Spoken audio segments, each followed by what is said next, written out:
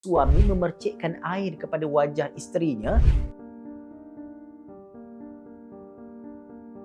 Nabi SAW bersabda dalam satu hadis, bagaimana indahnya satu keluarga ini apabila si suami memercikkan air kepada wajah isterinya untuk mengejutkan isterinya melaksanakan ibadah malam hari, untuk memanggil isterinya, anak-anaknya untuk bangun beribadah pada malam hari.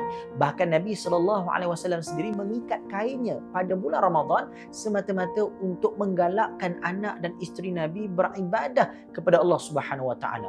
Kita tengok Nabi ni dah confirm syurga, isteri anak-anak Nabi confirm syurga, tapi mereka sentiasa hidupkan amal ibadah setiap hari.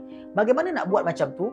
Yang pertama, puncanya ayah, suami, ketua keluarga kena ada rasa kesedaran untuk ajak anak keluarga, untuk ajak isteri untuk beribadah kepada Allah. Tapi kalau ayah malam Ramadan pun melepak, makan orang kata duduk, tak ada masuk dengan ahli keluarga nak beribadah, jadi ahli keluarga akan lalai.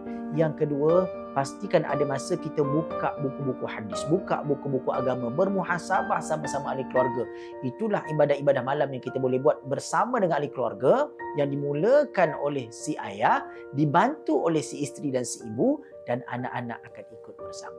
Ingat, seluruh keluarga wajib hidupkan setiap malam pada malam-malam Ramadan, kerana di sana seluruh keluarga akan dihadiahkan malam Lailatul Qadar.